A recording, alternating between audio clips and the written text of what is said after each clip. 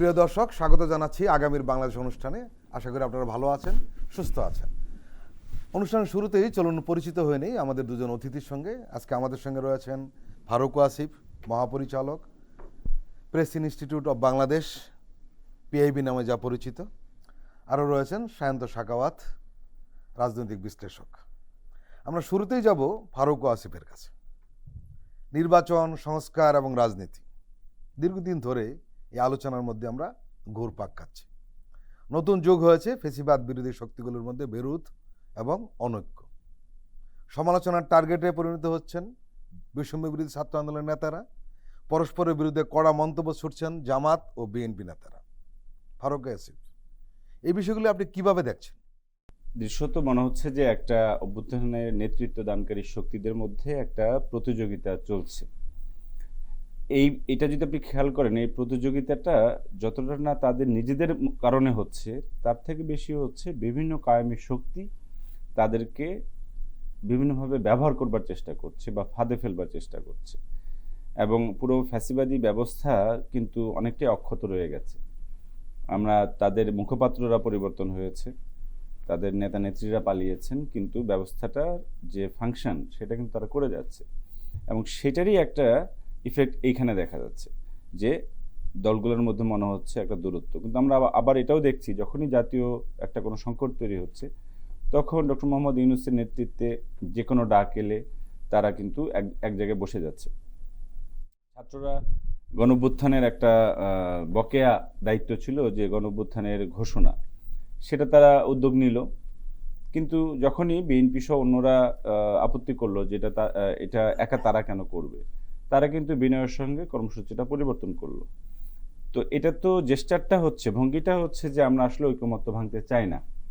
কিন্তু রাজনৈতিক দলের কাজ তো আলাদা। প্রত্যেকটা দল তার নিজের কর্মসূচি চালাবে, নিজের মাঠ গোছাবে, তার যে নির্বাচন সেটার জন্য প্রস্তুতি নেবে। তো সেই ক্ষেত্রে একটা প্রতিযোগিতা তো বটেই থাকবে। এবং আমরা তো এটাই চেয়েছি যে রাজনৈতিক প্রতিযোগিতা থাকবে, সেটা একটা নিয়মের মধ্যে থাকবে, সমঝোতার মধ্যে দিয়ে থাকবে, যেটা বিগত আমলে এই প্রতিযোগিতাটা কিন্তু ছিল না, একচেটিয়াটা ছিল। তাহলে কিছুটা প্রতিযোগিতা কিন্তু রাজনীতির জন্য স্বাস্থ্যকর। এখন অনেক দিন হাত পা বাঁধা মানুষকে আপনি হঠাৎ করে ছেড়ে বললেন দৌড়াও, তার দৌড়াতে গেলে সে কিন্তু হোঁচট খাবেই, কিছুটা জড়তা আসবেই। তো এইটা সেরকমই কিছু জিনিস হচ্ছে। কিন্তু এর একটা বাস্তব কারণটাও আছে, সেটা হচ্ছে যে প্রত্যেকের ভেতরে একটা ভীতি যে তার জন্য যে প্রাপ্য জায়গা সেটা আরেকজন নিয়ে যাবে কিনা। এই ভীতিটা আসলে দূর করা সম্ভব তখন যখন আমরা সংস্কারগুলো, সংস্কারের কাজটা কি, যে দলীয় প্রতিষ্ঠানে পরিণত করা হয়েছিল রাষ্ট্রীয় প্রতিষ্ঠানকে, সেটাকে সংস্কার করে নিরপেক্ষ করা, জনগণের পক্ষে নিয়ে আসা। সেইটা যেহেতু করা যায় নাই, ফলে নিরপেক্ষতার একটা ভয়, তারা হয়তো ভাবছেন কেউ যে আমরা হয়তো সুবিচার পাবো না রাজনৈতিক মাঠে। ফলে ওই কারণে কিন্তু সংস্কারটা জরুরি ছিল, যে নিরপেক্ষতা যখন আসবে তখন একটা পার্টি বা একজন নেতা কিন্তু এই আশঙ্কা করবেন না যে প্রতিযোগিতায় ফেয়ার গেম হবে না। তারা ফেয়ার গেমের নিশ্চয়তাটা যখনই আসবে তখনই কিন্তু আমরা এই দূরত্বগুলো দেখবো যে কমে আসছে। আর জাতীয় সংকট যদি আবারও দেখা যায়, যেটা আমরা দেখেছি যে শেখ হাসিনা যে বিচার, সেই বিষয়ে একমত আছে, এখানে একটা সুষ্ঠু নির্বাচন সে বিষয়ে ঐকমত্য আছে, সংস্কারের ডিগ্রি কতটা হবে, কোন মাত্রায় হবে সেটা নিয়ে দ্বিমত আছে। তো দ্বিমত থাকলে তো ঐকমত্যের সুযোগও আছে, এবং সেটা বোধহয় রাজনীতিবিদদের দিক থেকে এই দায়িত্বশীলতা আমরা চাই, জনগণ চায় যে এত আত্মদান, এত রক্তদান পরে যদি আপনি জমিটাকে উর্বর না করেন, না নিড়ানি দেন, আগাছা না তোলেন, সেখানে ভোট নামক বীজ আপনি ফেললে একটা সুফল যে আসবে সেটা নাও আসতে পারে। তো আমরা স্বাভাবিক কাণ্ডজ্ঞান হচ্ছে যে প্রশাসন, পুলিশ এগুলো সংস্কার করা, নির্বাচন কমিশন সংস্কার করা, ভোটার তালিকা সংস্কার করা, এগুলো করার পরে একটা নির্বাচন হলে সবার জন্যই একটা ন্যায্যতা আসবে। তাছাড়া যদি আপনি করেন, দেখা গেল যে সেটা ফ্যাসিবাদী শক্তিগুলো তারা কিন্তু এর ভেতরে নানান রকমের চক্রান্ত করে, পুরোনো ব্যবস্থা, পুরোনো আইন কানুন ব্যবহার করে কিন্তু সংকট সৃষ্টি করে ফেলতে পারে। তো ভয় দূর হওয়া দরকার। ভয় দূর হলেই আমরা ঐকমত্যের জায়গাটা বোধহয় আরো স্পষ্ট হবে। আপনি কিভাবে দেখছেন এই যে টানাপোড়েনগুলো? এখনো পর্যন্ত ছাত্রদের সঙ্গে বড় রাজনৈতিক দলগুলোর কিংবা সরকারের সঙ্গে রাজনৈতিক দলগুলোর ওইরকম খুব বেশি নজরে পড়বার মতো অনৈক্য কিন্তু তৈরি হয়নি। তো ভিন্নতা নিয়ে কখনো কখনো একটু আলোচনা হয়, যেটা বলছিলেন ফারুক আসিফ, যে এই যে জুলাই ঘোষণা নিয়ে তারা দিল, হ্যাঁ এটা ভালো হতো তারা যদি এটা করার আগে একটা সবার সঙ্গে আলোচনা করে সমঝোতার ভিত্তিতে একমত হয়ে যেত। তারা সেটা না করে আলোচনায় যখনই ঘোষণার জন্য গেল, তখন সরকারের তরফ থেকে অত্যন্ত বুদ্ধিমত্তার সঙ্গে এটা ট্যাকেল করা হয়েছে। যে সরকার ইনিশিয়েটিভ হয়ে নিজেরাই বলল, দুই কলি রক্ষা হলো যে এই ঘোষণাটা সরকার দিবে, সেই ক্ষেত্রে ওটাও থামলো এবং অন্য রাজনৈতিক দলগুলো যেটা চাচ্ছিল না তাদেরও মনে হলো একটু মান রক্ষা হলো, ফলে একটা সমঝোতার জায়গা কিন্তু থেকেই গেল, এটা কিন্তু বাড়তে দিল না। কিন্তু এইটা নিয়ে আলোচনা করতে করতে আমরা বিভিন্ন সময় এতটাই ব্যস্ত হয়ে পড়েছি যে কখনো কখনো এই প্রশ্নটা উস্কানির দিকেও যায়, যে অনৈক্যটা আরও বাড়ানোর দিকে। হ্যাঁ, ছাত্ররা বিএনপিকে নিয়ে এটা বললো, জামায়াত বিএনপিকে নিয়ে এটা বললো, বিএনপি জামায়াতকে নিয়ে এটা বললো, সরকারকে নিয়ে ছাত্র এটা বললো, এটা বলে আর উস্কে দেওয়া হয় অনেক সময়। সেটা করাতে হয় কি, আলোচনাটা ফোকাসড হয়ে যাচ্ছে শুধু এই বিষয়গুলোর মধ্যে। কিন্তু আমাদের আলোচনা হওয়ার কথা ছিল ফ্যাসিবাদ আমলে তারা রাষ্ট্র ব্যবস্থাকে কিভাবে ধ্বংস করেছে, সেইখান থেকে রাষ্ট্র ব্যবস্থার উত্তরণ কি করে হবে এবং যারা করেছে তাদের বিচারের জন্য কি করা হবে। এবং 16 বছর ধরে সংবাদ মাধ্যমকে তারা এমনভাবে নিয়ন্ত্রণ করেছে, এদেশের মানুষ একদম শিখিয়া নাও জানতে পারেনি যে তারা কি করেছে। শেখ হাসিনা, তার ছেলে জয়, তার বোন শেখ রেহানা এবং তার মেয়ে ব্রিটেনের এমপি টিউলিপ, শুধু 4 জন মিলে 80,000 কোটি টাকা পাচার করেছে বলে দুদক থেকে এখন বলা হচ্ছে। এই পরিমাণটা আরো অনেক বড় হবে বলে অনেকে ধারণা। ব্রিটিশ গণমাধ্যমে সেটা আসছে এবং টিউলিপকে নিয়ে এখন ব্রিটেনে তদন্ত হচ্ছে। এখন এই যে 4 ব্যক্তির যেটুকু জানা যাচ্ছে, কিন্তু প্রকৃত অ্যামাউন্টের থেকে অনেক বড় হবে। তাদের দলের নেতারা বিভিন্ন পর্যায়ে এবং আমলারা বিভিন্ন পর্যায়ে সাংবিধানিক পদে বসারা কত রকমের দুর্নীতি করেছে, অনাচার করেছে, সেই বিষয়গুলি নিয়ে আমাদের রিপিটেডলি তথ্যভিত্তিক আলোচনা হওয়া দরকার ছিল, যাতে দেশের মানুষ বুঝতে পারে, যারা আগে এতটা বিশ্বাস করতে পারেনি যে এরা রাষ্ট্রকে কতখানি ধ্বংসের দিকে নিয়ে গেছে। অনেকেই, আমি এটা বলি যে এই আয়নাঘরের প্রসঙ্গ আসলে, আয়নাঘরের কথা কিন্তু নেত্র নিউজে অনেক আগে আসছিল, দেশের সংবাদ মাধ্যমে আলোচনা হয়েছে, আমরা এটা অকশোতে বলেছি। কিন্তু আওয়ামী লীগের পক্ষের এবং আওয়ামী লীগের প্রতি সহানুভূতিশীলরা, এমনকি সাধারণ, তারাও কিন্তু ভাবেনি যে আয়নাঘর নামে কিছু একটা আছে, হ্যাঁ গুম খুন কিছু একটা হচ্ছে। সেইখানে এটা যদি শেখ হাসিনার এইভাবে হঠাৎ অভ্যুত্থানে পতন হয়ে পালিয়ে যেতে না হতো, তাহলে কিন্তু আয়নাঘর থেকে জীবিত একজনও উদ্ধার হতো না। ফলে এটা প্রমাণ করাই দুরূহ হতো মানুষের সামনে উপস্থাপন করা আয়নাঘর ছিল কিনা। তারা ওই আগের ন্যারেটিভটাই বর্ণনা করতো যে রাজনৈতিক প্রতিপক্ষের এটা একটা ফেক একটা বর্ণনা, একটা মানে প্রোপাগান্ডা। এখন এই যে করলো, তাতে করে কি হলো যে আপনার গোলাম আজম সাহেবের ছেলের মতো, আজমির মতো মানুষ, অথবা মনে করেন যে মীর কাসিমের ছেলে ব্যারিস্টার আরমানের মতো, এই লেভেলের বন্দীদেরকে তাদের বন্দি করে সেটা গোপন রেখে আয়নাঘরে রাখা এত বছর ধরে, এটা কিন্তু কোনো একজন অফিসার তার নিজ উদ্যোগে করবে না, এই সাহস বা প্রয়োজনীয়তা এসে ফিল করবে না। ফলে এখানে রাষ্ট্রের শীর্ষ পর্যায়ে শেখ হাসিনার প্রত্যক্ষ নির্দেশ ছাড়া এবং তার ইচ্ছার বাইরে এটা, এই ঝুঁকিটাও কেউ নেবে না বা প্রয়োজনীয়তাই নেই। কেন? ওই অফিসারের তো ব্যক্তিগত কোনো শত্রুতার জন্য এত বড় ঝুঁকি সে নেবে। এই যে নির্বাচন কমিশন, তারা এক একটা নির্বাচনে বিনা ভোটের নির্বাচন হয়, 154 জন বিনা প্রতিদ্বন্দ্বিতা নির্বাচিত হয়, কোনোভাবেই 5% বেশি ভোট কাস্ট হয়নি, সেটাকে 40% উপরে দেখিয়ে দেয়। সর্বশেষ 2024 সালের নির্বাচনে সেইখানেও আপনার ভোট কাস্টিং কোনোভাবেই 10, 12 বা 15% বেশি হয়নি, সেটাকে 45% দেখিয়ে দিল। এই যে এই পদে বসে বিভিন্ন রকমের দুর্নীতি, ইন্টেলেকচুয়াল করাপশন কিভাবে ছেয়ে গেছিল বিভিন্ন স্তরে, এই বিষয়গুলো যে আমাদের আলোচনা করবার প্রয়োজন আছে, তথ্যভিত্তিক আলোচনা করে তার বিচারের জন্য চাপ প্রয়োগ করার দরকার আছে। এখনকার রাষ্ট্র পরিচালকদের সেই বিষয়ে চাপ প্রয়োগ করা এবং গাইড করার দরকার আছে। রাজনৈতিক শক্তিগুলো এইখানে একমত হবে। আমরা যারা আলোচক হিসেবে বিভিন্ন জায়গায় বসি, আমাদের ফোকাল পয়েন্ট হওয়া উচিত এটা। কিন্তু এই সংবাদ মাধ্যমগুলোতে এখন ঘুরে ফিরে কোন ছাত্র নেতা কি বলল, কোন ছাত্র নেতা বা কোন দলের একজন নেতাকে প্রেস ক্লাবে কে গায়ে হাত তুললো, তারপরে কে কার বিরুদ্ধে কি একটা কথা বলল, কার মোটিভ কি, এসব নিয়ে এত বেশি আলোচনা হচ্ছে। তাতে দেশ পুনর্গঠনের দিকে আগাতে হলে যে দুটো জিনিস গুরুত্বপূর্ণ, একটা হচ্ছে সংস্কার, আর একটা হচ্ছে অতীতে যারা এই অপকর্ম করেছে তাদের তাদের বিচার। দৃষ্টান্তমূলক শাস্তির আওতায় আনা। এই শাস্তি না হলে কিন্তু শুধু সংস্কার দিয়ে কোনো লাভ হবে না, কারণ সংস্কার কাগজে থাকবে। তারা দেখবে যে অতীতে তো ভয়াবহ অপরাধ করবার পরেও তাদের শাস্তি হয়নি, সুতরাং আমরাও কাগজে আছে, যদি এটা না মানি তাহলে কি হবে, বলজোর পালিয়ে যেতে হবে, হাজার হাজার কোটি টাকা বিদেশে পাচার করে ফেলবো, তার আগে আর কি হবে, এই দেশে থাকারই দরকার নেই। এই দৃষ্টান্ত অনুসরণ করবে তারা। ফলে বিচারটা অত্যন্ত গুরুত্বপূর্ণ এবং দৃষ্টান্তমূলক আইনানুগ বিচার, সেই দিকে কোথায় আমাদের সবার একমত হওয়ার কথা সেটা হচ্ছে না। এটা হচ্ছে আমার দৃষ্টিতে এই যে এই মুহূর্তে আলোচনার ফোকাল পয়েন্ট এইদিকে ঘুরে যাওয়ায় দেশ ক্ষতিগ্রস্ত হচ্ছে। আমার ভবিষ্যৎ যে বাংলাদেশ চাই সে পথে হাঁটাটা বাধাগ্রস্ত হচ্ছে। ফারুক ওয়াসিফ, কেউ কেউ অভিযোগ তুলছেন যে সরকার যত না প্রোঅ্যাক্টিভ তার চেয়ে বেশি রিঅ্যাক্টিভ। সরকার যদি আরও বেশি প্রোঅ্যাক্টিভ হতো তাহলে অনেকগুলো সমস্যার সমাধান আরও দ্রুত হতো। আপনার কি মনে হয়? না, সেটা একদিক থেকে হয়তো বলা যাবে, কারণ হচ্ছে যে সরকার একরকম পরিকল্পনা করছে, অ্যাকশনের চিন্তা করছে, দেখা গেল নানা রকম ষড়যন্ত্র সামনে চলে আসছে। প্রথমত একটা আসলো হচ্ছে প্রাকৃতিক দুর্যোগ, বন্যা, তাতে প্রতিক্রিয়াই করতে হলো। তারপরে দাবি দেওয়ার যে মিছিল, যেটা আসলে পরে দেখা যাচ্ছে সবগুলি কোনো না কোনো ষড়যন্ত্রের অংশ ছিল, বেশিরভাগই, সব না হলো। আবার মানুষের মধ্যে একটা অধৈর্য ছিল, 15 বছরে পাইনি, এখনই পেতে হবে।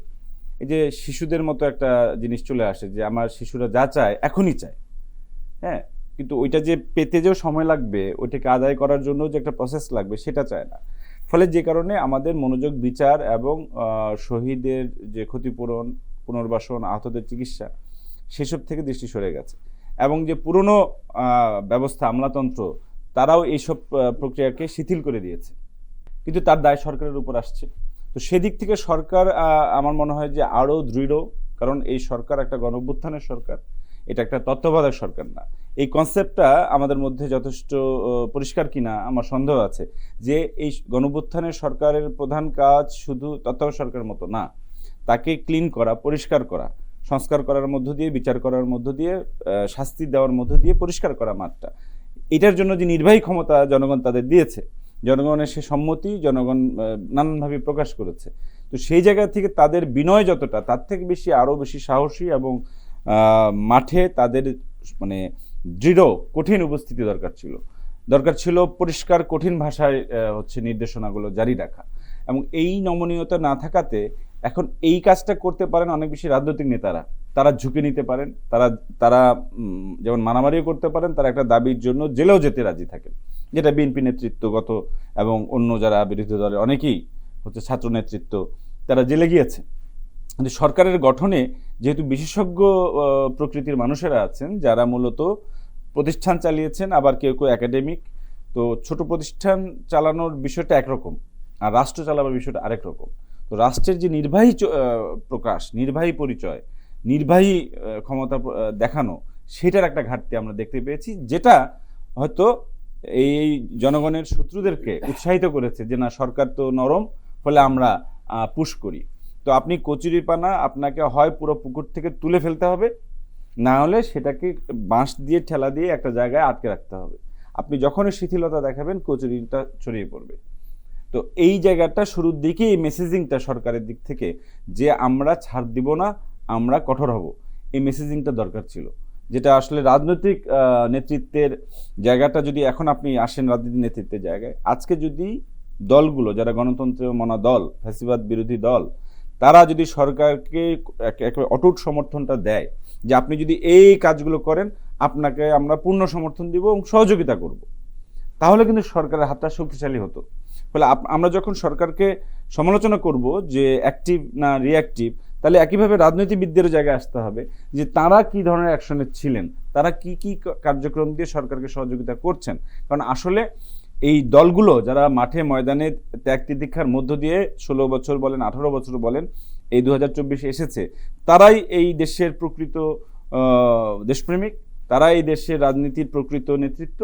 ফলে সেই নেতৃত্ব কি, তাদের তো একটা বিরাট দায়িত্বশীলতার প্রয়োজন আছে সরকারের চেয়ে, কারণ তারাই দেশ পরিচালনা করবেন, তারাই মূল স্টেক হোল্ডার।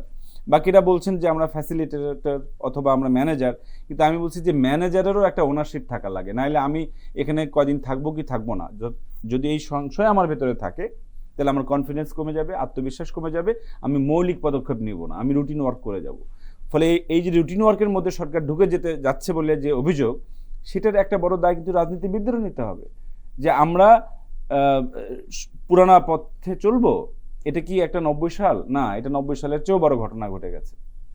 এই ঘটনাটা শুধু বাংলাদেশের ভেতরের ঘটনা না, এটা দক্ষিণ পূর্ব এশিয়ার একটা বড় রকম ভূরাজনৈতিক ঘটনা, নিঃসন্দেহে এটা বৈশ্বিক ঘটনা। কারণ আমরা বৈশ্বিক যে ফ্যাসিবাদ যেটা বিভিন্ন দেশে আছে, রাশিয়ায় কি চলছে, আমেরিকায় কারা ক্ষমতায় এসেছে, তো আপনি যদি ভারতে কারা ক্ষমতায়, চীনে কোন ধরনের শাসন ব্যবস্থা, তার ভিতরে বাংলাদেশ একটা গণতান্ত্রিক লড়াই করে জয়ী হচ্ছে। গোটা পৃথিবীর উচিত হচ্ছে যারা মুক্ত দুনিয়া বাংলাদেশের পাশে থাকা, কারণ এই লড়াইটা গণতন্ত্রের লড়াই। বাংলাদেশ ইউক্রেনে গণতন্ত্র পরাজিত, মিডল ইস্টে গণতন্ত্র পরাজিত, প্যালেস্টাইনে হচ্ছে মানুষের অধিকার নাই, সেখানে একটা মুসলমান সংখ্যাগরিষ্ঠ দেশ যে হচ্ছে একটা উন্নয়নশীল দেশ, যে অনেক সাফার করেছে, বিশ্ব দেখেনি আমাদেরকে। কারণ আমরা আমাদের যখন মুক্ত করছি, গোটা পৃথিবীর পশ্চিমা দুনিয়া থেকে শুরু করে সবার দায়িত্ব হচ্ছে বাংলাদেশের এই গণতন্ত্রের পক্ষে দাঁড়ানো, এই বিচারের পক্ষে দাঁড়ানো। কারণ বাংলাদেশ বিজয়ী হলে পশ্চিমারা বলতে পারবে যে গণতন্ত্রের আশা আছে। যদি বাংলাদেশ বিজয়ী না হয়, পশ্চিমা দুনিয়ার আর কোনো বিজ্ঞাপন থাকবে না যে দেখেন গণতন্ত্র করে মানুষ, গণতন্ত্রের পক্ষে মানুষ আসে। গণতন্ত্রের পক্ষে তো মানুষ আমেরিকাও যায় নাই, তারা শুধু ভোট দিয়েছে, কিন্তু নির্বাচন করেছে একজন পপুলিস্ট লোককে, যে এখন অখণ্ড আমেরিকা চায়, মানে কানাডাকেও দখল করতে চায়। অনেকে অখণ্ড দেশ বানাতে গিয়ে বাংলাদেশের সার্বভৌমত্বকে, গাজাকে নরক বানানোর ঘোষণা দিয়ে দিয়েছে, এবং গাজাকে নরক বানানো। তো এই পরিস্থিতিতে আপনারা ভেতরের মানুষেরও, আমরা যদি আমাদের ছোট ছোট মতাদর্শিক দূরত্বকে বড় করি তুলি, এবং আমরা আমাদের যদি শিক্ষা না হয়ে থাকে যে আমরা একটা সময় রাজনীতি থেকে কাউকে মাইনাস করতে চেয়ে, মূলত তো দেখা যাচ্ছে আসলে বিএনপিকে মাইনাস করার জন্যই 111 হয়েছিল। -2টা আসলে একটা প্রহসন ছিল, -2 ছিল একটা ধাপ্পা, ক্যামোফ্লাক্স আর ক্যামোফ্লে একটা মুখোশ। আসলে -1 মানে বিএনপির শীর্ষ নেতৃত্বকে রাজনীতি থেকে বা দেশ থেকে বের করে দেওয়া। তো সেই প্রসেস কিন্তু সেই শক্তিগুলো এখনো চালাতে পারে। বিএনপির ভিতরে এই আতঙ্ক থাকায় বিএনপির আত্মবিশ্বাসের একটা ঘাটতি দেখা যাচ্ছে, এবং তারা ভয় পাচ্ছে যে নির্বাচন না আবার বেহাত হয়ে যায়। সেখানে আমি বলবো যে বিএনপির যে, আপনি যদি বিশ্লেষণ করেন বিএনপির ব্যর্থতাটা কোথায়, বিএনপির প্রধানতম ব্যর্থতা হচ্ছে কোয়ালিশন বিল্ডিং এর ক্ষমতা, তার পক্ষের জোট বানানোর যে ক্ষমতা। আপনি দেখেন যে আওয়ামী লীগের সঙ্গে আওয়ামী লীগ আছে, তার পেছনে বামপন্থীদের একটা অংশ ছিল যারা হচ্ছে আপোষকামী বামপন্থী, বিপ্লবী বামপন্থীরাও আছেন, কিন্তু আপোষকামীরা, সেইখানে একটা লেয়ার ছিল আওয়ামী লীগের পেছনে ঢাল, সেখানে তার পিছনে আমাদের নাগরিক সমাজের একটা অংশ ছিল, অনেকগুলো ক্ষমতাবান গণমাধ্যম এবং প্রতিষ্ঠান তাদের ছিল, সাংস্কৃতিক বলয় তাদের ছিল, লেয়ারের পর লেয়ার মিলে আওয়ামী লীগ একটা মহাজোট হিসেবে কাজ করেছে। বিএনপি এরশাদের সময় 5 বাম দলের সঙ্গে মিলে একটা জোট গঠন করলো, যে মধ্য বাম এবং বিএনপি, এবং সেটা সাফল্য এলো। কিন্তু বিএনপি 91-এর পরে আবার বিএনপি চলে গেল মধ্য ডানের সঙ্গে জোট বাঁধতে, আবার দেখা গেল এখন বিএনপি মিত্রহীন। ওই জামাত ইসলামও তার সাথে ওই রকম পরিষ্কারভাবে নেয়, অন্য কাউকে তারা সঙ্গে আনতে পারছে না। তো এই কোয়ালিশন বিল্ডিং যদি বিএনপি আগে ভালোভাবে করতে পারতো এই গত 15 বছরে, তাহলে হয়তো 14 সালেই ঘটনা ঘটে যেত, অথবা 18 সালেই বিএনপি আমরা একটা হচ্ছে গণতন্ত্রের মধ্যে প্রবেশ করতাম, এই সরকারকে এই অনির্বাচিত সরকার ব্যবস্থা থেকে বেরিয়ে আসতে পারতাম। ফলে বিএনপির কোয়ালিশন বিল্ডিংটাই জরুরি হয়ে গেছে, মানে যেটা বিএনপির ঐক্যটাই হচ্ছে জাতীয় ঐক্যর মতো, সেই ঐক্য বিএনপি কার সঙ্গে করতে পারে। প্রথমত বিএনপি একটা পুরোনো দল, পুরোনো নেতৃত্ব দিয়ে চলছে, এর মধ্যে মাঠে এসেছে ছাত্র অভ্যুত্থানের নেতৃত্ব। তাহলে বিএনপি এবং ছাত্র অভ্যুত্থানের নেতৃত্বের মধ্যে দিয়ে বিএনপির যে পুরোনো অংশ, বিএনপির যে পিছুটান, সেটা কিন্তু তার প্রতিষেধক কিন্তু ছাত্র অভ্যুত্থানের যে মেসেজ, তার যে কর্মসূচি, তার যে বার্তা, সেটাকে বিএনপি আলিঙ্গন করলে আপনি দেখেন যে একটা বিরাট রকম জাতীয় ঐক্য হয়। একদিকে বিএনপি, একদিকে ছাত্র নেতৃত্ব, ওই ব্র্যাকেটের ভেতরে কিন্তু আরো অনেক ছোট বড় মধ্যপন্থী দলগুলো তারা কিন্তু এসে যেতে পারে, সেটাই কিন্তু জাতীয় ঐক্য। বিএনপিকে এখন উদারতার সাথে এই জোট বানানোর বা কোয়ালিশন বানাবার যে আর্ট, যে শিল্প এবং যে উদারতা, এবং বিএনপিকে প্রথমত নিজের আত্মবিশ্বাস ফিরে পেতে হবে যে আমরা এই দেশের একটা দীর্ঘমেয়াদী পুরানা দল, গণতান্ত্রিক দল, আমার জনসমর্থন ব্যাপক, আমি জনপ্রিয়, আমার জনগণকে ভয় নাই, আমার রাজনৈতিক প্রতিদ্বন্দ্বীদেরও আমার ভয় পাওয়ার কিছু নাই। মূল ভয়ের জায়গাটা তো আমরা অপসারণ করে ফেলেছি। বিএনপি যবে এই জাতীয় ঐক্য গঠন করতে পারবে, এটা বিএনপির উপর, এটা কিন্তু এই কোনো সরকার বা অন্তর্বর্তীকালীন সরকার করে দিতে পারবে না, তারা হয়তো সহযোগিতা করতে পারবে। যেমন ঘোষণাপত্র তৈরির বিষয়টাও কিন্তু তাই। ঘোষণাপত্র অভ্যুত্থানে নেতৃত্ব দানকারী শক্তিগুলো বসে একসঙ্গে করবে। সরকার কিন্তু ঘোষণাপত্র দিতে পারে না, কোনো রাষ্ট্র বিপ্লব করে না, কিন্তু বিপ্লব করে রাজনৈতিক দল। তাহলে রাজনৈতিক দলগুলো ঐক্যমত্য হয়ে যে ঘোষণাটা তারা তৈরি করবেন, সরকার সেটাকে এন্ডোর্স করবেন, সরকার সেটাকে রাষ্ট্রীয়ভাবে স্বীকৃতি দেবেন। আমার মনে হয় তার মধ্য দিয়ে এই জাতীয় ঐক্যটা বিএনপি আরও জাতীয় ঐক্যের ক্ষেত্রে বিএনপি নেতৃত্ব দিতে পারে। এবং সেক্ষেত্রে যেটা শান্ত ভাই বললেন যে ছাত্ররা বিএনপির মধ্যে মতভিন্নতা থাকবে, দর্শনগত ভিন্নতা থাকবে, কিন্তু স্পিরিটের জায়গায় তো আসলে ওইরকম ভিন্নতা থাকার কথা না। প্রিয় দর্শক, আমরা এখন একটু বিরতি নিচ্ছি, আমরা এক্ষুনি ফিরছি, আপনারা আমাদের সঙ্গেই থাকুন।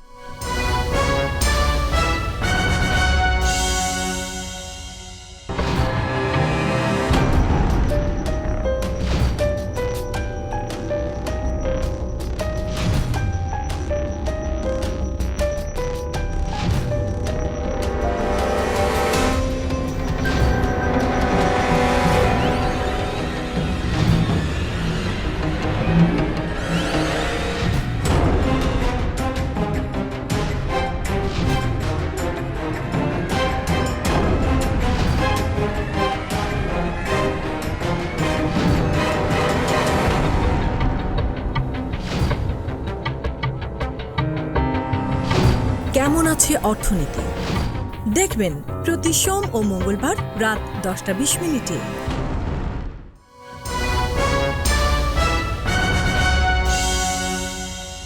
আবারও স্বাগত আগামীর বাংলাদেশ অনুষ্ঠানে। আজকে আমাদের সঙ্গে আলোচনায় রয়েছেন ফারুক আসিফ এবং সায়ন্ত সাখাওয়াত। ফারুক ওয়াসিফ বিএনপি সম্পর্কে কিছু বক্তব্য রেখেছেন, যেগুলো আসলে একেবারে ভেতরের কথা, এবং এটি সম্ভবত একটি অন্যরকম একটা ইউনিক মনে হয়েছে আমার কাছে। সেটা হলো বিএনপি এদেশের সবচেয়ে বড় রাজনৈতিক দল, রাজনৈতিক স্টেক হোল্ডার, যেভাবে আপনি বর্ণনা করেন না কেন। এই দলটি কোয়ালিশন বিল্ডিংয়ের ব্যাপারে খুব কি সফল, কিংবা খুব করিতকর্মা অথবা দক্ষতার পরিচয় দিতে পেরেছে? একই সঙ্গে এই দেয়ালের লিখন বিএনপি কি পড়তে পারছে? বিএনপি যে কোয়ালিশন বিল্ডিংয়ে একেবারে বিফল হয়েছে এরকম বলার সুযোগ নাই কেন। এখন সফলতা তো একটা আপেক্ষিক বিষয়, যে কোন পর্যন্ত গেলে আপনি সফল বলবেন। বিএনপি ভিশন 2030 প্রকাশ করলো 2016 সালে এককভাবে, শুধু তার দল নিয়ে। পরবর্তীতে তারা এই যে রাষ্ট্র সংস্কার, রাষ্ট্র মেরামতের রূপরেখা দিয়ে 27 দফা নিজ দল থেকে প্রকাশ করলো।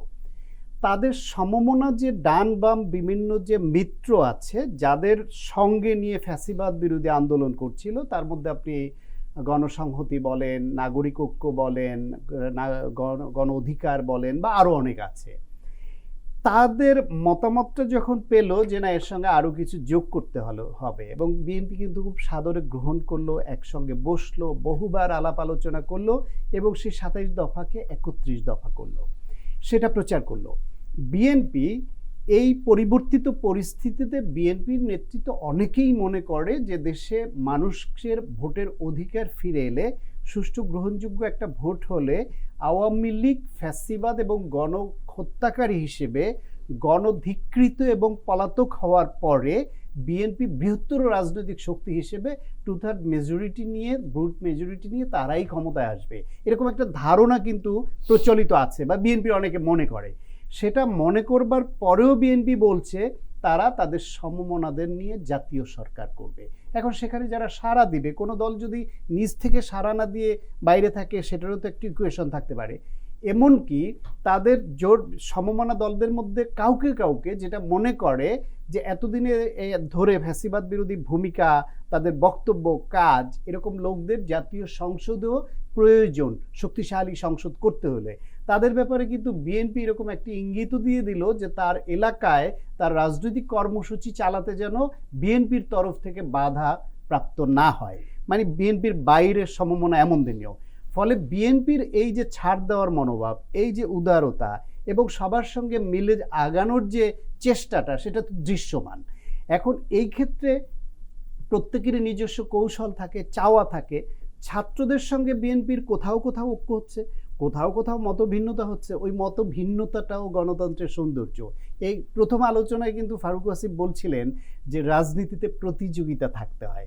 সবই যদি বিএনপি এবং এরা যদি এক সুর হয়ে একভাবে আগায়, তাহলে এই রাজনীতি গণতন্ত্রের যে বিউটি, যে মতভিন্নতা, প্রতিযোগিতা, প্রতিদ্বন্দ্বিতা, সেটা কোত্থেকে আসবে? তাহলে তো আবার সেই একভাবে একটা সবাই মিলে গেল।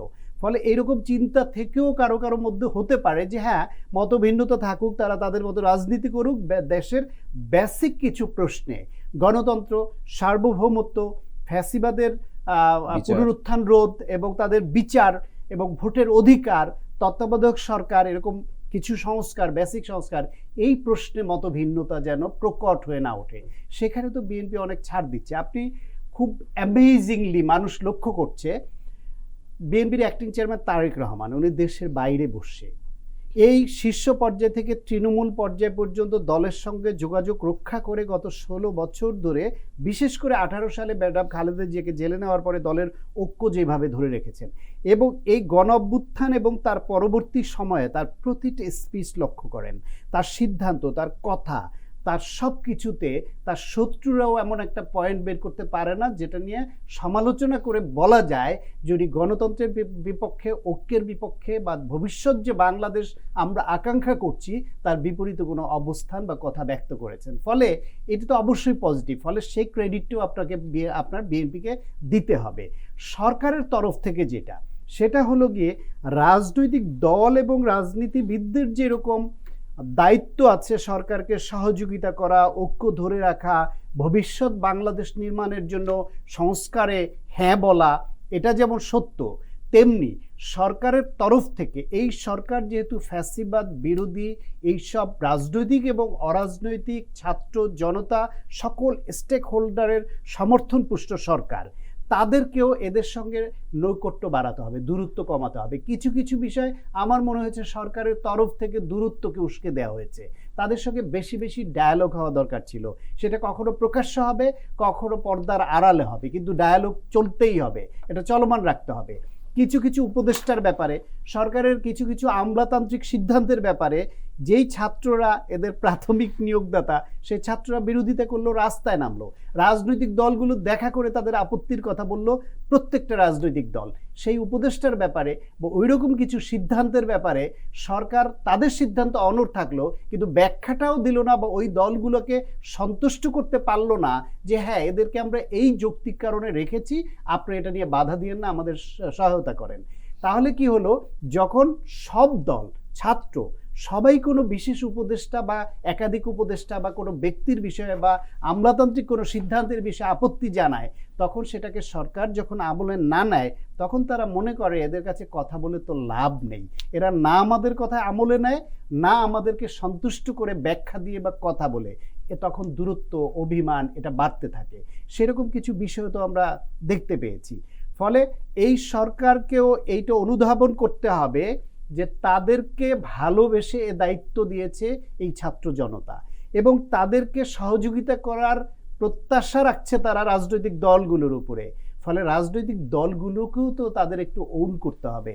এখন এ খারাপ, ও খারাপ, এর ইন্টেনশন খারাপ, এ ক্ষমতায় আসলে আবার ফ্যাসিবাদ হয়ে উঠবে, হাত বদল হয়ে ফ্যাসিবাদের কবলে পড়বো কিনা, এইসব বলে বা এইরকম সুর যদি আকার ইঙ্গিতও তোলেন, তাহলে সেটা ঠিক হবে না।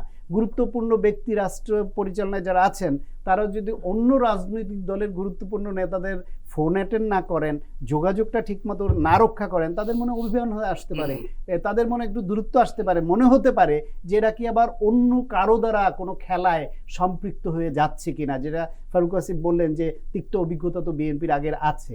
এমনকি জামাত ইসলাম তারাও ধরেন বিএনপিকে নিয়ে যে কথাগুলো প্রকাশ্যে মাঝে মাঝে বলেন, এই কথাগুলো এখনো তো ভোটের ইকুয়েশন তৈরি হয়নি, এখনো ভোটের মাঠ না যে আপনি ভোট বাড়ানোর জন্য প্রতিযোগিতায় নেমে এটা বলছেন প্রতিপক্ষের বিরুদ্ধে।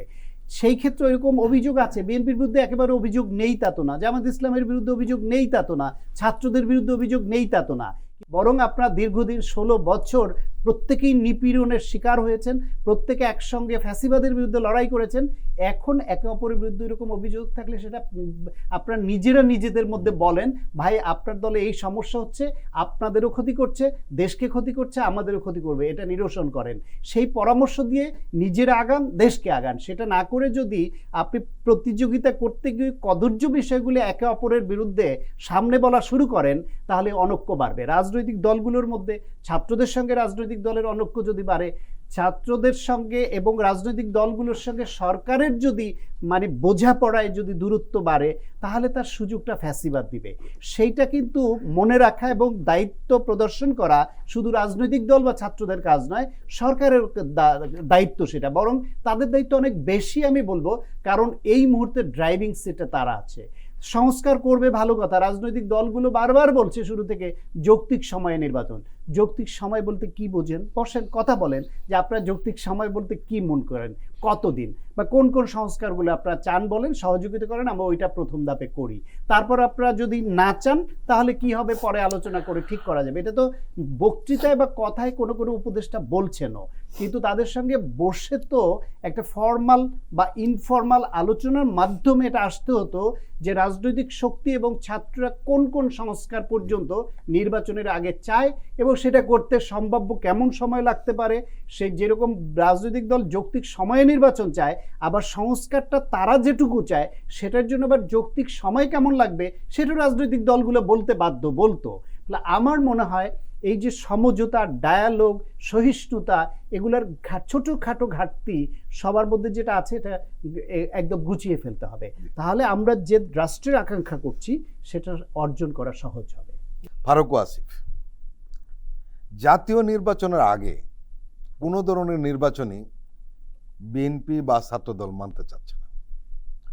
কথা উঠেছে স্থানীয় সরকার নির্বাচন যাতে অন্তর্বর্তীকালীন সরকারের অধীনে হয়, এই ধরনের একটা আবেদন বা দাবি রয়েছে মাঠ পর্যায়ের সাধারণ মানুষদের মধ্যে। আমরা সেই বিষয়টি আলোচনা হয় নাই করলাম, কিন্তু ছাত্র সংসদ নির্বাচনে, ডাকসু জাকসু নির্বাচনের বিষয়ে আমরা লক্ষ্য করলাম যে বৈষম্য বিরোধী ছাত্র আন্দোলন, ইসলামী ছাত্র শিবির এবং বাম সংগঠনগুলো এইগুলো নিয়ে আলোচনা হচ্ছে, আড্ডা হচ্ছে, কথা হচ্ছে এবং তারা নির্বাচন চাচ্ছে। কিন্তু এখনই ছাত্র সংসদ নির্বাচন চায় না ছাত্রদল। ক্যাম্পাসগুলোতে যাতে স্বাভাবিক কার্যক্রম চলার পরে তারা এই নির্বাচন চায়। গোটা বিষয়টিকে আপনি কিভাবে দেখছেন? কিছু পরীক্ষা নিরীক্ষা তো করে দেখার দরকার যে আসলে আমরা সক্ষমতাটা কি পরিমাণে আছে, প্রশাসন কিভাবে আচরণ করে। এখন যদি ধরা যাক এমনকি রাজনৈতিক দলগুলো নির্বাচনকে সময় কিরকম আচরণ করে সেটাও তারা কিরকম করে সেটা জনগণ দেখতে চায়। আর দ্বিতীয়ত আপনি যদি অংশগ্রহণ করলে তো আপনার হচ্ছে যদি আপনি কাঙ্ক্ষিত ফলাফল না পান, আপনার জন্য সুযোগ থাকে তখন জাতীয় নির্বাচনে এই ত্রুটিটা সংশোধন করে নেওয়ার, পুনঃপ্রস্তুতি নেওয়ার। আপনি দেখলেন যে ছাত্র সংসদে আপনার জাতীয়ভাবে আপনি জনপ্রিয়, কিন্তু আপনি ক্যাম্পাসে জিততে পারলেন না, তাহলে তো আপনার তখন মূল্যায়ন করতে হবে। আপনি তো ফিল্ডটা জানেন না, কারণ এই দেশে 15 বছর নির্বাচন হয় নাই। এবং এই তরুণ জনগোষ্ঠী যারা জীবনে কখনো ভোট দেয় নাই, যারা এখন আমাদের ভোটারদের সবচেয়ে বড় অংশ, তারা আসলে কি ভাবছে, তারা কিভাবে আচরণ করে ভোটের বেলায় সেটা আমরা জানি না, কিন্তু সরকারও জানে না, দলও জানে না। তো যদি আমরা কিছু কিছু পাইলট প্রজেক্টের মতো কিছু কিছু নির্বাচন হতো, তাহলে সরকার, রাজনৈতিক দল, নির্বাচন কমিশন, এমনকি জনগণেরও এক ধরনের বোঝাপড়া তৈরি হইতো, বাস্তবতা সম্পর্কে একটা বাস্তব জ্ঞান আসতো। এটা সত্য যে আওয়ামী রেজিমের সময় ক্যাম্পাসগুলোতে ছাত্র দল নিপীড়িত হয়েছে, ঢুকতে পারে নাই, তাদেরকে লক্ষ লক্ষ নেতাকর্মীদেরকে মামলা দিয়ে এলাকা ছাড়া করা হয়েছে, ক্যাম্পাস ছাড়া করা হয়েছে, জেলে দেওয়া সত্য। এই কারণে তাদের হয়তো কোনো কোনো ক্যাম্পাসে সাংগঠনিক দুর্বলতা থাকতে পারে। আবার অন্যরা যেহেতু কেউ কেউ কোনো কোনো সংগঠনের ভিতরে আত্মগোপন করে ভিন্ন পরিচয় রাজনীতি করেছে, ফলে তারা হয়তো নিপীড়ন থেকে শিকার হতে হয়নি, তারা এখন সংগঠিত হয়ে ছাত্র দলের চেয়ে হয়তো এগিয়ে যেতে পারে মনে হচ্ছে দৃশ্যত। কিন্তু দুইটা পয়েন্ট, একটা হচ্ছে যে বিএনপির ভেতরে প্রায়শই একটা একদিকে ওভার কনফিডেন্স যে আমি তো জিতে যাব, কিন্তু আসলে সবসময় বিএনপির মাঠ বিএনপির আশানুরূপ আচরণ করেনি, বা রাজনৈতিক গেমে বিএনপি ঠকেছে এবং হেরেছে। ফলে বিএনপির কিছু কিছু জিনিস বাস্তবে একেবারে পরীক্ষা করে দেখা দরকার, মাঠে নেমে একটা ছোটখাটো নির্বাচনে অংশগ্রহণ করে দেখা দরকার যে আসলে তার ইয়াটা কি। একদিকে বিএনপির জাতীয় জনপ্রিয়তা রয়েছে, ফলে ক্যাম্পাসে তার বাস্তবতাটা, সংগঠন ছোট থাকতে পারে। তাহলে বিএনপি যদি মনে করে আমি জাতীয় নির্বাচনে বিজয়ী হব, তাহলে তো ক্যাম্পাসে তার রিফ্লেকশন থাকবে। ক্যাম্পাসগুলো তো দেশের বাইরে না। তাহলে তার যদি সাংগঠনিক দুর্বলতা থাকে, সেই সাংগঠনিক দুর্বলতাটা দূর করার দায়িত্ব তার। কারণ ছাত্র সমাজ তো অপেক্ষা করতে চায় না, তারা তো ডাকসু চায়, জাকসু চায়, রাকসু চায়। হ্যাঁ, তাহলে যেটা হবে ক্যাম্পাসে গুলোতে একটা সুস্থতা ফিরে আসবে, প্রতিযোগিতা ফিরে আসবে, এবং একটা নির্বাচিত সরকার বা অনির্বাচিত কোনো মানে সরকারের সময়ে নির্বাচন কতটা নিরপেক্ষ হবে সে আশঙ্কা এখনো রয়ে গেছে। এখন হলে অন্তত কিছুটা নিরপেক্ষ হবে, সেটা বিএনপির জন্যও হবে, সব দলের জন্য, অন্য দলগুলোর জন্যও হবে। তো আমার দৃষ্টিতে একটা হচ্ছে যে মাঠ যাচাইয়ের জন্য কিছু কিছু জায়গায় নির্বাচন করে ফেলা দরকার। স্থানীয় নির্বাচন হলে, স্থানীয় নির্বাচনের আমেজ শুরু হয়ে গেলে সেখানে চাঁদাবাজি, দলবাজি এগুলো চলবে না। এমনকি যারা আওয়ামী লীগের লোকগুলোকে পুনর্বাসনের চেষ্টায় লিপ্ত, তাদের কাছ থেকে টাকা পয়সা নিয়ে তাদের সেভ করছে, তারাও আর সেটা করতে পারবে না। কারণ ভোটের মাঠে তো সে মানুষ বলবে যে তুমি তো আওয়ামী লীগের বিটিম হয়ে কাজ করেছো। ফলে এটা কিন্তু আমাদের সংস্কার প্রক্রিয়া, আমাদের রাজনৈতিক সংস্কৃতিকে গণতান্ত্রিক করা, প্রতিযোগিতামূলক সংস্কৃতি নিয়ে আসা, তার জন্য কিন্তু অনেক স্বাস্থ্যকর একটা সুযোগ সৃষ্টি করে দিবে। সায়ন্ত সাখাওয়াত, স্থানীয় সরকার নির্বাচন অথবা ছাত্র সংসদের যে নির্বাচন, কোনো নির্বাচনেই বিএনপি যেতে চাচ্ছে না জাতীয় নির্বাচনের আগে। এই দুইটা এটার পেছনে কারণটা কি আসলে? এই দুইটা নির্বাচনের প্রেক্ষাপট, ধরন এবং এর ইম্প্যাক্ট একদম সম্পূর্ণ আলাদা।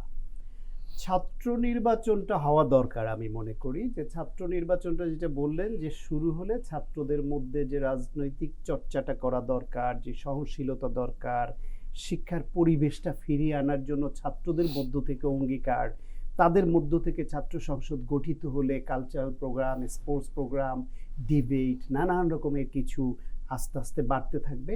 সেই হিসেবে ছাত্র রাজনীতিটা যত তাড়াতাড়ি গুছিয়ে এনে নির্বাচনের দিকে যাওয়া যায় সেটা বেটার। সেই হিসেবে ছাত্রদল সহ অন্যান্য সংগঠন এদের মধ্যে আলোচনা হওয়া দরকার, এবং কেন চায় না বা কেন দূরত্ব সেটা নিয়েও আলাপ আলোচনা করে একসঙ্গে সিদ্ধান্ত নিতে পারে। বরং স্থানীয় সরকার নির্বাচন নিয়ে যেটা আমি বলি সেটা হলো আমাদের একটা মাইন্ডসেট হয়ে আছে যে জাতীয় নির্বাচন বেশি গুরুত্বপূর্ণ, স্থানীয় সরকার নির্বাচন জাতীয় নির্বাচনের থেকে বেশি গুরুত্বপূর্ণ।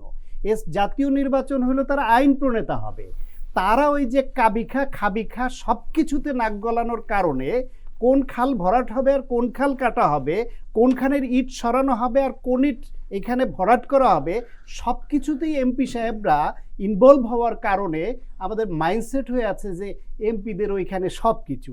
কিন্তু স্থানীয় সরকার নির্বাচন যদি সুষ্ঠু হয় এবং সেই নির্বাচনের সত্যিকার প্রতিনিধিরা নির্বাচন হয়, তারাই উন্নয়নের গোড়া, চাবিকাঠি। আর এমপি যারা নির্বাচিত হবে, মেম্বার অফ পার্লামেন্টরা আইন প্রণয়ন করবে, নীতিমালা দেবে, রাষ্ট্র গঠন করবে। সুতরাং সেই বিবেচনায় স্থানীয় সরকার নির্বাচন করার আগে যে সংস্কার হয়নি বলে আপনি জাতীয় নির্বাচন দিতে পারছেন না, সেই সংস্কারটা স্থানীয় সরকার নির্বাচনে আপনি তাহলে কি করেছেন সেটা উপস্থাপন করেন, রাজনৈতিক দলগুলোর সঙ্গে আলোচনা করেন যে স্থানীয় সরকার নির্বাচনে এই সংস্কার হলো, সেটা আপনার একমত কিনা। এইসব বিষয়ে সেটেল হওয়ার পরে না নির্বাচনের প্রশ্ন আসবে আলোচনায়, সেইটা সরকারের সেই অবস্থাটা হবে, সেটা কি খোলাসা করেছে? আমি জানি যে স্থানীয় সরকার নির্বাচন এবং জাতীয় নির্বাচন বা এমপি সাহেবদের অধিকার কতটুকু, অনধিকার চর্চা যা করছেন সেখান থেকে কিভাবে ফিরিয়ে আনবেন, স্থানীয় সরকার ব্যবস্থাকে গুরুত্বপূর্ণ এবং শক্তিশালী করবার জন্য কি করবেন, সেই নির্বাচনে টাকার ছড়াছড়ি, একটা ইউনিয়নের ইলেকশন করতে কোটি কোটি টাকা ব্যয়ের যে প্রশ্ন এসে যায় সেটাকে আপনি কিভাবে নিরসন করবেন, সেগুলো হয়েছে, সেটা করতে হবে। এক দ্বিতীয় আর একটা বিষয় হচ্ছে, আপনি এই সমঝোতা এবং জাতীয় নির্বাচন এবং সংস্কার বিষয়ে একমত হওয়ার আগে যদি আপনি ফিল্ডে একটা নির্বাচন নিয়ে যান, আপনি তো জানেন না ওই নির্বাচনকে কেন্দ্র করে এই ছাত্ররা এখন যেরকম মাঠে বিভিন্ন বিষয় নিয়ে অবস্থান করছে, ওই নির্বাচনে এই অবস্থানটা নিতে গেলে রাজনৈতিক শক্তি এবং ছাত্ররা ওই নির্বাচনকে কেন্দ্র করে মুখোমুখি দাঁড়িয়ে যাবে কিনা এবং অনৈক্য তৈরি হবে কিনা। এই যে ঐক্যের সংকটটি একটু আগেই আমরা যে আশঙ্কা প্রকাশ করলাম, আলোচনা করলাম, সেই অনৈক্য বা ঐক্যের সংকটকে আরও বাড়িয়ে তুলবে কিনা এই নির্বাচন, সেটাও তো আপনাকে ভাবতে হবে। আর একটা হচ্ছে গিয়ে যে এই যে স্থানীয় সরকার নির্বাচনটা একবার মার্কায় হওয়া, একবার মার্কা না হওয়া, যেইভাবে বিভিন্ন পলিসি করে আওয়ামী লীগ যে ধ্বংস করেছে, সেখান থেকে আপনি উত্তরণ কিভাবে করাবেন, এই সব অনেক প্রশ্ন এখনো অমীমাংসিত। সেই অমীমাংসিত প্রশ্নগুলো রেখে আপনি জাতীয় নির্বাচনের মতো সবার নজরদারি যেখানে থাকবে সেটাই নির্বাচন করতে যে সরকার ভয় পাচ্ছে, সেই সংস্কার নিয়ে যারা এখন আশঙ্কা প্রকাশ করছে, সেই সরকার সারা দেশে স্থানীয় সরকারের মতো এত গুরুত্বপূর্ণ একটি নির্বাচন সেটি করার সক্ষমতা রাখে কিনা সেই বিষয়টা তো আগে ক্লিয়ার করতে হবে। সেটা বিএনপি কেন, আমার মনে হয় সমস্ত স্টেক হোল্ডারদের সঙ্গে বসে আলোচনা করে স্থানীয় সরকার পরিচালনা কিভাবে হবে, কি সংস্কার হবে, কিভাবে নির্বাচন হবে, সেগুলো আগে সমঝোতায় আসা দরকার। আর একটা হচ্ছে নির্বাচন কমিশন। নির্বাচন কমিশন গঠিত হয়েছে, ফাইন, মেনে নিয়েছি সবাই, কিন্তু কোন আইনে গঠিত হয়েছে? নির্বাচন কমিশন পুনর্গঠন এবং তার যে সংস্কার সেটিও তো এখনো হয়নি। আপনি এই নির্বাচন কমিশন পুনর্গঠন করবার জন্য, সংস্কার করবার জন্য একটা কমিশন গঠন করা হয়েছে, সেই কমিশন এটা নিয়ে কাজ করছে, সেই অনুসারে সংস্কার হবে, সেই সংস্কারটা সমস্ত স্টেক হোল্ডার, রাজনৈতিক শক্তি তাদের মেনে নিতে হবে। সেই সংস্কারের বাইরে এই নির্বাচন কমিশন, তাদের যে স্টেট অ্যাপারাটাস, এই পুলিশ প্রশাসন, তাদের যে ভূমিকা কি হবে, তাদের অধীনে নির্বাচন এখনও নিরপেক্ষ এবং নিরাপদ হবে কিনা সেই নিশ্চয়তা কি এসেছে?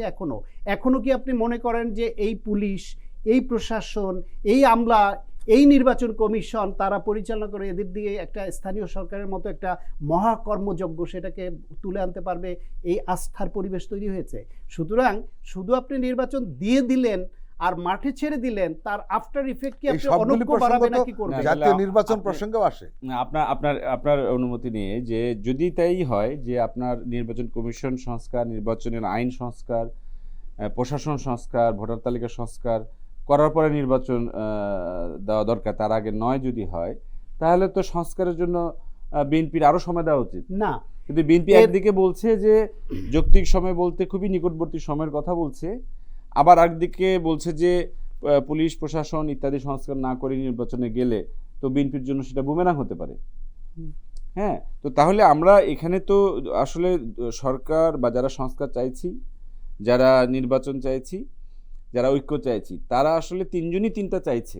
এ বিষয়ে মানে বিএনপি সহ সকলেই সংস্কার চায়, সকলেই ঐক্য চায়, সকলেই হচ্ছে নির্বাচন চায়, কিন্তু কেউ কোনো একটার উপর বেশি গুরুত্ব দিচ্ছে। যেমন আমার নিজের দিক থেকে আমি মনে করি জাতীয় ঐক্য না থাকলে নির্বাচন সংস্কার কোনোটা তো হবেই না, এবং সংস্কারবিহীন একটা নির্বাচনের পর যে ধরনের সরকার ক্ষমতাসীন হবে সেই সরকারকে শান্তিতে থাকতে দেওয়া হবে না।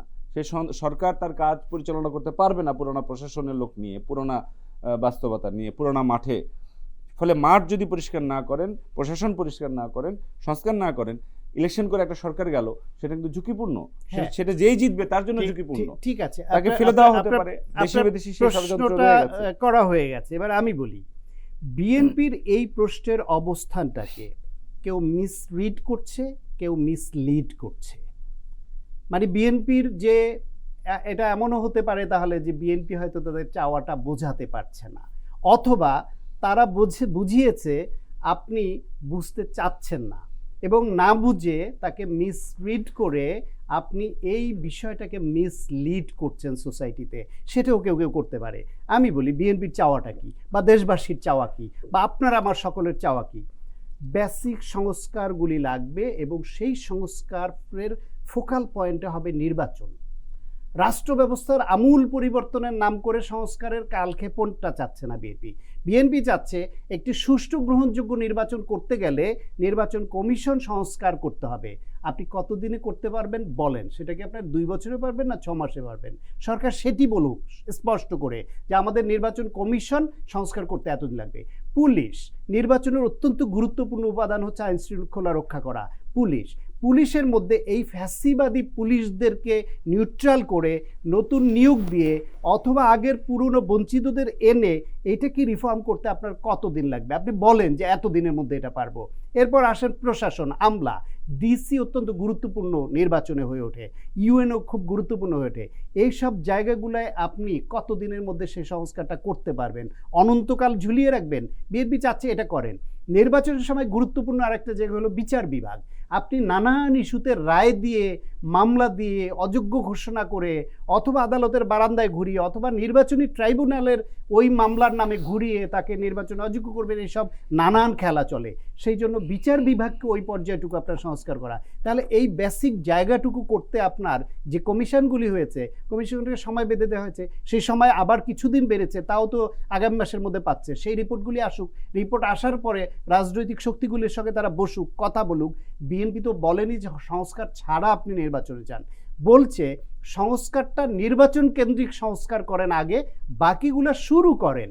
আপনাদের শেষ করে যেতে হবে এমন তো কথা নাই। আপনারা শেষ করে গেলে সব কিছু তাইলে নির্বাচিত সরকার যে অঙ্গীকার করেছে, বিএনপি যে তার সমমনাদের নিয়ে 31 দফা লিখিত অঙ্গীকার করেছে, আপনি যে কমিশন গঠন হয়েছে বলেন তো, এর একটা কমিশনের নাম বলেন যেটা বিএনপির ওই বইয়ের বাইরে হয়েছে। তার মানে এটা বিএনপিরও চাওয়া। তো সরকারকে শুধু বলতে হবে যে আপনারা এটা চেয়েছেন, লিখিতভাবে অঙ্গীকার করেছেন। আপনারা বলছিলেন আপনারা ক্ষমতায় গেলে এই সংস্কারটা করবেন। এখন আপনারা বলেন ক্ষমতায় যান বা না যান, জনগণ রায় দিলে তো ক্ষমতায় যাবেন, তার আগে এর মধ্যে কতটুকু সংস্কার আমরা করব আপনারা সহযোগিতা করেন, সেই আলোচনাটা তো সরকারের তরফ থেকে আসতে হবে। সুতরাং বিএনপির যে চাওয়া, আমি এইখানে কোনো সরকার এই নির্বাচন হওয়া না হওয়া তাড়াহুড়া এর মধ্যে কোনো সাংঘর্ষিক কিছু দেখি না। আপনি বলছেন স্থানীয় সরকার নির্বাচন এখনই দিতে হবে বা এখনই সে আলোচনা তুলছেন। এই আলোচনা তোলার আগে আমি যে প্রশ্নগুলি করলাম, বা বিএনপি সহ অনেক দল যে প্রশ্নগুলি সামনে আছে, সুরাহা করেন, আলোচনা করতে অসুবিধা কি? আলোচনা হয়েছে, সরকার কোনো ডায়ালগ করেছে এইটা নিয়ে যে আসেন আপনারা স্থানীয় সরকার নির্বাচনেও কোন কোন সংস্কার হলে করবেন বা কবে করা যায়? করেনি তো। প্রিয় দর্শক, আমরা আবার একটু বিরতি নিচ্ছি, আপনারা আমাদের সঙ্গেই থাকুন।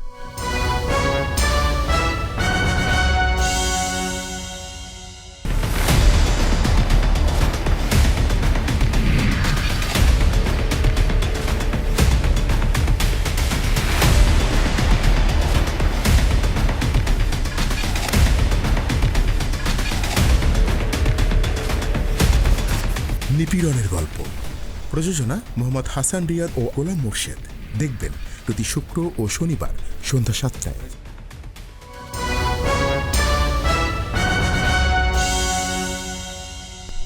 আবারও স্বাগত আগামীর বাংলাদেশ অনুষ্ঠানে। ফারুক আসিফ উন্নত চিকিৎসার জন্য বিদেশ গেলেন বিএনপির চেয়ারপারসন বেগম খালেদা জিয়া। ভাগ্যের কি নির্মম পরিহাস, একজন পালিয়ে গেলেন, আরেকজন কোটি কোটি মানুষের দোয়া নিয়ে সুস্থ হওয়ার কামনায় বিদেশ গেলেন। বেগম খালেদা জিয়ার রাজনৈতিক ক্যারিয়ারে যদি বা গত 15 বছরেও দেখি, এটা তো একটা মানবাধিকারের জায়গাও যদি আপনি আনেন, যে একজন মানুষের অনেক অধিকার কেড়ে নিতে পারেন কিন্তু তার মর্যাদা কেড়ে নিতে পারেন না। আপনি একজন বিচারের অপরাধীকেও আপনি অপমান করতে পারেন না। তো তাকে অনেকভাবে এটা করা হয়েছে, মানুষ সেটা দেখেছে, এবং তার দল যে প্রতিবাদ প্রতিকার করতে পারেননি, মানুষ হয়তো দোয়া করেছে তার জন্য। সেটারই প্রকাশ। মানুষ চায় কি? ভালোবাসলে কি চায়? ভালোবাসা যদি আপনি কোনো না কোনোভাবে প্রকাশ করবেন, ভালোবাসা জিনিসটা ফুল, তার যদি সে সুবাসটা না ছড়াতে পারে তো আর ফুল থাকলো না। তো ভালোবাসাটা আমরা জানাতে চেয়েছে। রাজনীতির মধ্যে যে ভক্তি, ভালোবাসা, সেই সংস্কৃতিটার একটা বড় রকমের ফেরত আসাটা বা তার একটা মহড়া প্রদর্শনী আমরা দেখলাম। যিনি একজন গৃহিণী ছিলেন, তার সম্পর্কে এটাও বলা হয় যে তিনি টাকা জমিয়ে 3 মাসে 90 টাকা জমিয়ে তারপর নাকি একটা শাড়ি কিনেছিলেন। সেই মানুষ যখন রাজনীতিতে আসেন, এবং বিএনপির আপনি যদি আমরা এর আগে যে কোয়ালিশন বিল্ডিংয়ের যে কথাটা বলছিলাম, আসলে জিয়াউর রহমান সাহেবের সময় যে বিএনপি, সেটা তো একটা গঠনকালীন প্রক্রিয়ার ভেতর দিয়ে ছিল এবং তারা রাষ্ট্র ক্ষমতায়। সত্যিকারভাবে রাজনৈতিক দল বিএনপি গড়ে উঠলো কিন্তু এরশাদ বিরোধী আন্দোলনের মধ্যে, এবং খালেদা জিয়ার হাত, এবং সেটা খালেদা জিয়ার হাত ধরে, এবং তার সাহসিকতা, আবশ্যীনতা, এবং তার এরকম অনেক মিথ আছে যে পুলিশ ভেঙে দিয়েছে, পুলিশ সবাই চলে গেছে, নেতারা ভেবেছে আজকে তো প্রোগ্রাম হয়ে গেল, একটা ধস্তাধস্তি হলো, আমাদের তাওয়া দিল, আমি চলে গেলাম। দেখা গেলো যে না, খালেদা জিয়া আবার ফেরত আসছেন, একা হাঁটা শুরু করছেন, আবার পুরো জমায়েত তার দিকে হাঁটা শুরু করলো। এখন এই যে উনি যে একলা হয়ে যান এবং হাঁটা শুরু করবেন, সেই জায়গাটা বন্ধ করার জন্যই তাকে বন্দী করা হয়েছিল। এবং সেই ক্ষেত্রে তার দলের অনেকের মানে সাহসী ভূমিকার অভাব ছিল, তারা দূরদর্শী হতে পারেননি। যখনই বাংলাদেশে তত্ত্বাবধায়ক সরকারের বিধান বাতিল হলো, 70 অনুচ্ছেদ আসলো, ইত্যাকার জিনিসগুলো হলো, শাহবাগ হলো, তখনই বুঝে যাওয়া উচিত ছিল যে এই দলটা বাংলাদেশে আওয়ামী লীগ আর কখনো নির্বাচন হতে দিবে না। তারপরও বিএনপি নির্বাচনের মরীচিকার পেছনে ছুটেছে এবং তার খেসারত বিএনপি নিজে দিয়েছে, বাংলাদেশের মানুষ দিয়েছে। কিন্তু বেগম খালেদা জিয়া যে ধৈর্য এবং কখনো একদিনের জন্য মাথা নত না করার কারণেই কিন্তু আজকে প্রতিরোধের প্রতিবাদের বীজটা জীবন্ত ছিল। নেলসন ম্যান্ডেলা যদি তার দেশে না থাকতেন, উনি যদি বিদেশি নির্বাসনে চলে যেতেন, তাহলে কিন্তু দক্ষিণ আফ্রিকা স্বাধীন হওয়া কঠিন ছিল। খালেদা জিয়া দেশে ছিলেন, আছেন, এখন চিকিৎসার জন্য গেছেন, আবার ফিরবেন সুস্থ হয়ে আশা করি। সেটা কিন্তু দেশের ভেতরে মানুষের মধ্যে দুইটা অনুভূতি ছিল। একটা হচ্ছে যে আমরা বাইরে ঘোরাফেরা করছি, তিনি আমাদের জন্য বন্দী আছেন, একটা অপরাধ বোধ ছিল। আরেকটা হচ্ছে যে এই মানুষটা যদি এত সাহস, এত অনমনীয় থাকতে পারেন, তাহলে আমরা কেন পারবো না? এবং আমরা দেখেছি যে আমাদের ছাত্র নেতৃত্ব সেনা সদরের যে অনুষ্ঠানে তারা বিনয়ের সঙ্গেই তার সামনে গিয়ে হাজির হয়েছে। তার বিদায়ের সময়ও তার যে ছবি পত্রিকা দেখেছি, তার দলের সহকর্মীরা বা তার অনুগত অনুসারীরা যে ভঙ্গিতে তার সামনে দাঁড়িয়েছে, সেটা হচ্ছে একটা বিশাল ত্যাগ এবং সাহসিকতার প্রতি একটা অভিবাদন। খালেদা জিয়াকে আপোষের নেত্রী বলা হয় এবং সেটা উনি প্রমাণ করেছেন।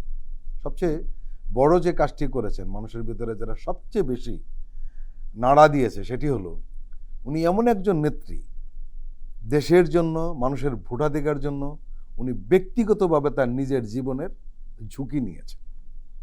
উনি অনেক আগে কিন্তু আপোষ করে চিকিৎসা নিতে যেতে পারতেন, কিন্তু উনি নিজের জীবনের ঝুঁকি নিয়ে এই দেশের জন্য, দেশের মানুষের জন্য দাঁড়িয়েছেন এবং দেশ থেকে যাননি। আজকে এই তার চিকিৎসাতে যাওয়া নিঃসন্দেহে সবার দোয়া রয়েছে। আপনি বিষয়টি কিভাবে দেখছেন? জনপ্রিয়তায় তিনি প্রমাণিত, জীবনে কোনো নির্বাচনে হারেননি, যেটা অন্যান্য দলের বড় নেতারা প্রত্যেকেই হারার রেকর্ড আছে। আপনার এই ঐক্য, মানে এখন এই পরিবর্তিত পরিস্থিতিতে গোটা জাতির ঐক্যের প্রতীক তিনি হয়ে উঠেছেন। সেনাপ্রধান তার সঙ্গে ওই ঐক্যের প্রতীক হিসেবে দেখা করতে গেছেন, মানে কোনো দলের প্রধান হিসেবে নয়। অন্যান্য এই সরকারের উপদেষ্টারা তার বিষয়ে যে লিখছেন বা বলছেন ঐক্যের প্রতীক হিসেবে। বিএনপির বাইরেও সকল রাজনৈতিক অরাজনৈতিক শক্তি এখন বাংলাদেশের রাজনৈতিক ঐক্যের প্রতীক এবং অভিভাবকত্বের দিক থেকে উনি অদ্বিতীয়। এই জায়গাটা উনি অর্জন করেছেন, তাকে কেউ দেয়নি, তিনি অর্জন করেছেন এবং অর্জন করেছেন নিজের রাজনৈতিক কাজ, দেশপ্রেম, নিজের যে বাক সংযমী হওয়া, নিজের যে প্রতিহিংসা পরায়ণ না হওয়া। দেখেন, এত অনাচার অবিচারের পরেও একজন মানুষ ভেতর থেকে কতটা ভালো হলে এটা বলতে পারেন, যেটা এই সরকারের অন্যতম গুরুত্বপূর্ণ একজন উপদেষ্টা ডক্টর আসিফ নজরুল স্যার, তিনি বলছেন, তিনি দেখা করে জিজ্ঞেস করেছিলেন, আপনার উপরে শেখ হাসিনা এত অনাচার করলো, এত অত্যাচার করলো, আপনার এই রাগ ক্ষোভ এটা নিয়ে আপনার কোনো কথা নেই? উনি বলছেন, কি বলবো, আমি আল্লাহর কাছে বলি। তিনি চাইতে তো পারতেন যে হ্যাঁ, আমার এই অবিচার করেছে, ওর আমি বিচার চাই, সবাই তো বিচার চায়। উনি বললেন, আমি আল্লাহর কাছে বলি। এই যে ভেতর থেকে তার যে উপলব্ধি, তার যে সহনশীলতা, তার যে প্রতিহিংসা পরায়ণ না হওয়া এবং দেশের প্রতি, মানুষের প্রতি যে দায়িত্ববোধ, এই মানুষকে উস্কে দিয়ে ভিন্ন পথে না নেওয়া, এইটাই তুলনাহীন। এই যে 16 বছর ফ্যাসিবাদ এমনভাবে এই বিরোধী দলীয় মতকে যেভাবে দমন করেছে, নিপীড়ন করেছে, আওয়ামী লীগের নেতারা আশঙ্কা করেছিল তাদের পতন হলে এক রাতে 10 লাখ লোক মেরে ফেলবে। ওবায়দুল কাদের বলছিলেন অনেকে 5 লাখ, 2 লাখ, লাখের নিচে কেউ নামতে পারেনি। সেটা হলো না কেন জানেন? তারেক রহমান তো আছেনই, বেগম খালেদা জিয়া সবার শীর্ষে তার দল মত সবাইকে বলছেন যে আপনারা সহনশীল হন, দেশটাকে এগিয়ে নিতে সাহায্য করুন। এই যে তার আবেদন, সেই আবেদন প্রত্যেকের মধ্যে টনিকের মতো কাজ করেছে। ফলে সমস্ত কিছু মিলিয়ে দেশের মানুষের তার প্রতি ভালোবাসা আছে, দোয়া আছে। তিনি রাজনীতিতে অ্যাক্টিভ পার্টিসিপেশন করতে পারুন বা না পারুন, তিনি সুস্থ হয়ে যেন এই দেশের অভিভাবক হিসেবে আমাদের কাছে বেঁচে থাকেন আরও অনেক দিন, এই প্রত্যাশাই আমাদের সবার। সায়ন্ত সাখাওয়াত এবং ফারুক আসিফ, আপনারা আমাদের দীর্ঘ সময় দিয়েছেন, আপনাদেরকে আন্তরিক ধন্যবাদ। ধন্যবাদ, অনেক ধন্যবাদ। প্রিয় দর্শক, আজকের অনুষ্ঠান আমরা এখানে শেষ করছি। আপনারা ভালো থাকবেন, সুস্থ থাকবেন। আল্লাহ হাফেজ।